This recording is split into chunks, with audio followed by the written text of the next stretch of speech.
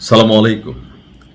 দীর্ঘ একটা সময় পরে 5ই আগস্ট আসলে বঙ্গভবনে কি ঘটেছিল এই সম্পর্কে স্পষ্ট একটা ব্যাখ্যা এসেছে। আর এই ব্যাখ্যাটা এসেছে খুবই অথেন্টিক একজন পার্সন থেকে, যিনি এখন পর্যন্ত রাষ্ট্রপতির পদে দায়িত্ব পালন করছেন, অর্থাৎ মোহাম্মদ শাহাবুদ্দিনের কাছ থেকে।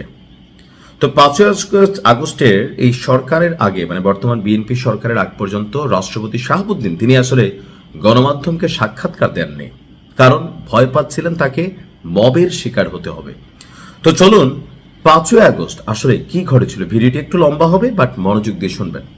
2024 সালের 5ই আগস্ট আওয়ামী লীগ সরকার পতনের আন্দোলনে যে জনবিস্ফোরণের রূপ নিয়েছিল, সেদিন আসলে কেউই আজ করতে পারেনি যে কি ঘটতে চলছে।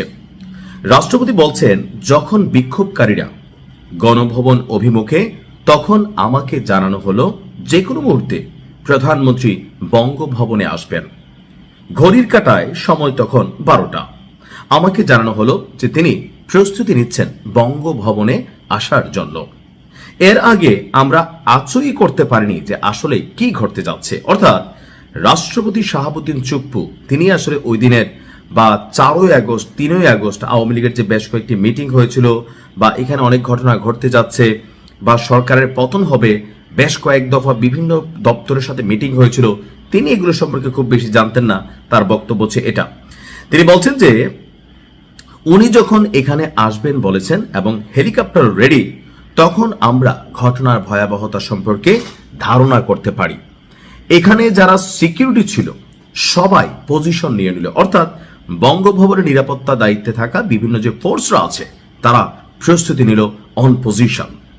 দুপুর 12:30টার দিকে আবার আমাকে ফোন আসলো, আমার কাছে জানানো হলো তিনি এখানে আসছেন না। যখন জেনেছি তখন আমরাও সতর্ক ছিলাম, বিভিন্ন মারফত কিছুটা খবরও পাচ্ছিলাম।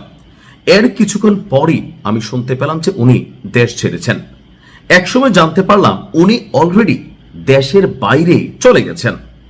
সব মিলিয়ে 30 থেকে 40 মিনিটের মধ্যে সামগ্রিক ঘটনা প্রবাহের খুব দ্রুত পরিবর্তন দেখতে পাচ্ছিলাম। অর্থাৎ আমরা যখন শুনেছি শেখ হাসিনা পালিয়েছেন, এর অনেক আগেই তিনি আসলে চলে গেছেন, ইভেন ভারতে পৌঁছে গেছেন।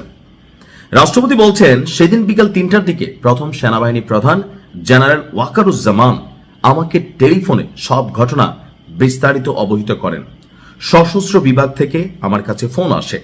পরে জানানো হলো ওয়াকার সাহেব সাংবাদিকদের সামনে আপনার ব্রিফিং করবেন এবং সম্পূর্ণ পরিস্থিতি নিয়ে একটা ব্রিফ দিবেন।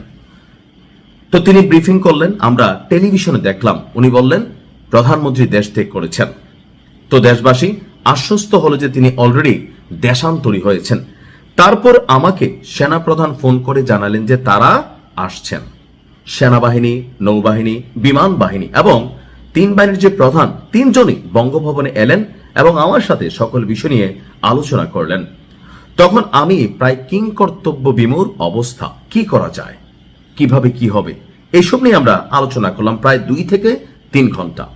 তো সিদ্ধান্ত হলো সব রাজনৈতিক দলের নেতৃবৃন্দকে ডাকা হবে।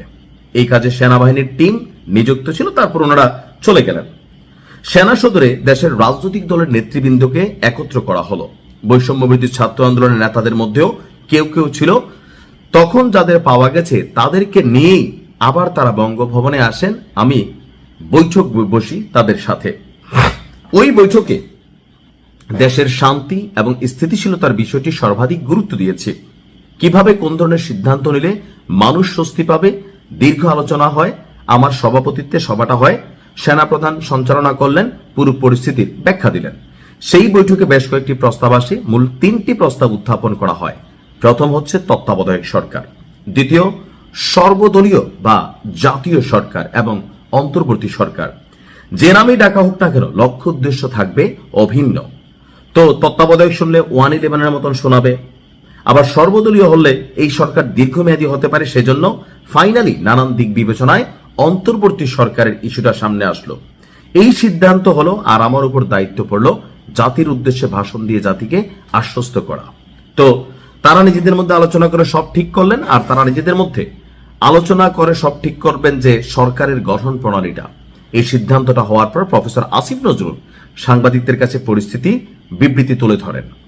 আমাকে ভাষণ দিতে বলা হলো রাত 11টায়, আর অন্তর্বর্তী সরকার গঠনের প্রক্রিয়া তাদের হাতে ছেড়ে দেওয়া হলো। সেনাবাহিনী রাজনৈতিক নেতৃবৃন্দ আলাপ করে একটা কোনো কিছু করবেন, সেনাবাহিনী থাকবে, সহায়তা করবে সরকারকে। এমনকি এই অন্তর্বর্তী সরকার থাকার সময় তাকে প্রেস ব্রিফিং দিতে দেওয়া হতো না। প্রেস সচিব যিনি ছিলেন সাবেক শফিক, তিনি নানান ধরনের প্রভাব বিস্তার করতেন। একে একে নানান বিস্ফোরক মন্তব্য কিন্তু এখন রাষ্ট্রপতি জানাচ্ছেন। কতটুকু সত্য মিথ্যা তিনি ভালো জানেন। তবে 5ই আগস্ট নিয়ে মানুষের মধ্যে যেই নানান চিন্তা ভাবনা ছিল, সেটার একটা সামান্য হয়তো নজির বা বাস্তবতা আপনাদের সামনে তুলে ধরার চেষ্টা ছিল। ভালো থাকুন।